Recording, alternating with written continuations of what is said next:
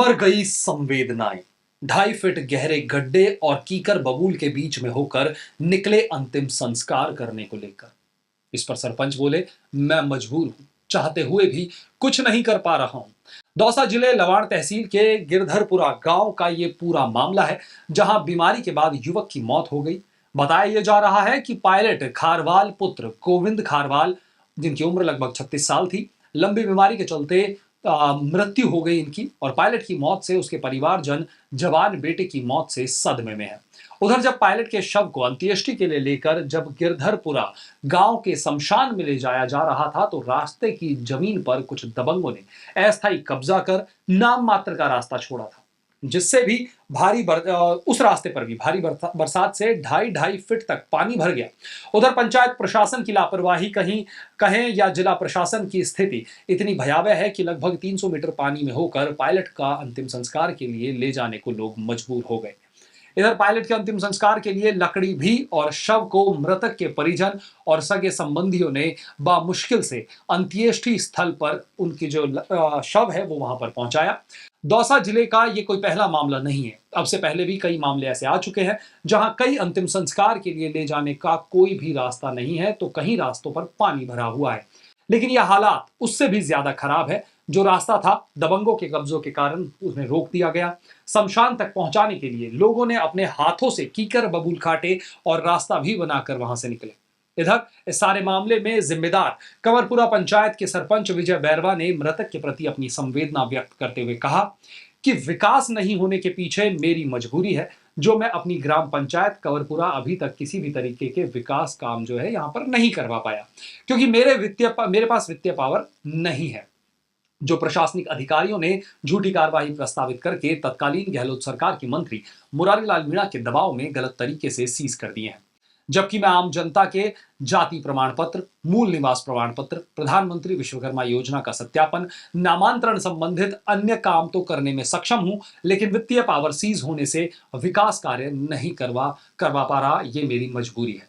उधर सरपंच विजय बैरवा ने आगे बताया कि जिन कारणों का हवाला देते हुए गहलोत सरकार के समय तत्कालीन जिला कलेक्टर और मुख्य कार्यकारी अधिकारी ने मेरी एसएसओ आईडी बंद कर दी, और आज तक भी वो आईडी बंद ही पड़ी हुई है, जबकि राज बदल गया लेकिन ये रिवाज अभी तक नहीं बदला। अब बड़ा सवाल ये है कि राजस्थान में अब ना तो गहलोत सरकार है और ना पूर्व मंत्री अब मंत्री रहे, और उनकी सरकार भी नहीं है। ऐसे में क्या भाजपा सरकार जो है वो भी संवेदनहीन हो गई है, जो विजय बैरवा सरपंच की एसएसओ आईडी चालू नहीं करवा सकी, जिसका खामियाजा कुंवरपुरा गांव पंचायत के लोगों को उठाना पड़ रहा है।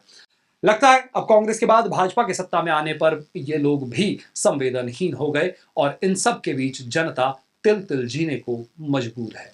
आने जाने का रास्ता बंद हो गया। हाँ। शमशान घाट में लकड़ी लाने का भी रास्ता नहीं है, मुश्किल से रास्ता आ पा रहा है। मुर्दों को भी जैसे आने का रास्ता नहीं है, सबके लिए बहुत परेशान होके अंदर ले गया है। हाँ जी। अब कितने किलोमीटर कितने पैदल चल रहे हैं यहाँ पे पानी में? कम से कम 100 मीटर पानी में चलना पड़ रहा है। सर ऐसा है, पहले तो मैं आपके माध्यम से संवेदना प्रकट करना चाहूँगा। ये बड़े दुख की बात है कि मेरी ग्राम पंचायत के ग्राम गिरधरपुरा में फौजी की ढाणी है, वहाँ पर एक नवयुवक की मृत्यु हो गई, जो कि पिछले 3-4 महीने से बीमार था और उसकी मृत्यु हो गई। और वर्तमान में स्थिति ये है कि शमशान घाट है जो उसके अंदर जाने के लिए रास्ता भी नहीं है, और मैंने भी सुना है कि वो पानी में से निकलते हुए बड़े कष्टों से अंत्येष्टि स्थल पर पहुंचे हैं। चाहता है ना कि शांति से इसको मतलब मुखाग्नि तक पहुंचाया जाए, लेकिन आप तो आपकी जिम्मेदारी निर्वाह नहीं कर पा रहे हैं।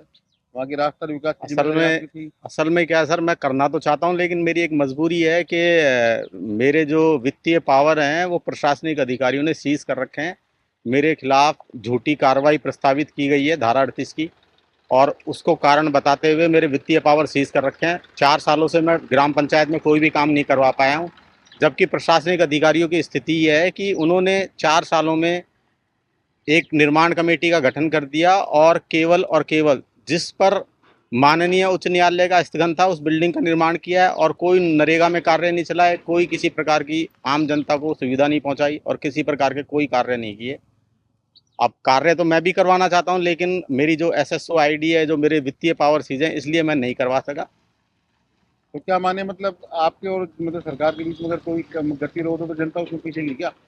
अब ये तो सर ऐसा है, जनता को तो नहीं पिसना चाहिए। जनता का तो अधिकार है विकास पर, ऐसे कामों पर, ऐसे ये तो एक जरूरी कार्य हैं जिनको करना वाजिब है और हमारी जिम्मेदारी भी बनती है, लेकिन मैं इनको नहीं करवा पाया। तो आपने कभी मांग की है इस बात की कि मेरे मैंने आधार आईडी? मैंने कई बार मांग कर ली है एसएसओ आईडी चालू करने के लिए, लेकिन प्रशासनिक अधिकारियों का रवैया ये रहा है कि वो बार बार जो मेरे खिलाफ इन्होंने झूठी कार्रवाई प्रस्तावित की है तत्कालीन जिला कलेक्टर के द्वारा, तत्कालीन सीओस के द्वारा, और जो मुख्य कार्यकारी अधिकारी हैं और वर्तमान में जो कलेक्टर हैं उनसे मैं कई बार निवेदन कर चुका हूं, लेकिन अब उनकी मानसिकता मुझे समझ में नहीं आ रही, वो चाहते क्या हैं।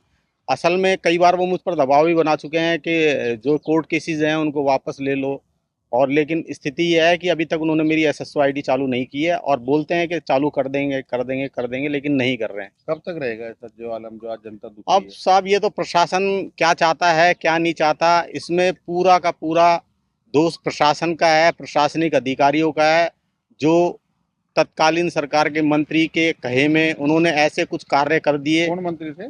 मुरारीलाल मीणा जी, उनके कहे में ऐसे, उनके दबाव में ऐसे काम कर दिए जो अनैतिक थे और असंवैधानिक थे, गलत तरीके से उन्होंने काम किया। और अब स्थिति ये बन रही है कि वो गलत तरीका जो उन्होंने गलत कारणों से जो मुझे दोषी बनाया, अब उसको सही करने के लिए वो पछता रहे हैं कि किस तरीके से सही किया जाए।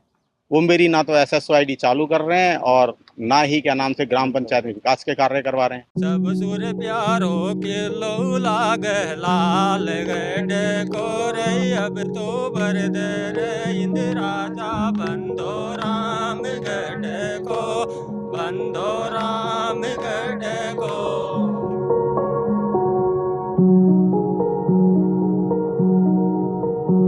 रास्ते में मैंने देखा पहाड़ से तो पानी रिसकर आ रहा है, लेकिन यहाँ पानी नहीं पहुंच पा रहा बांध में। सर इसमें निकट ज्यादा है।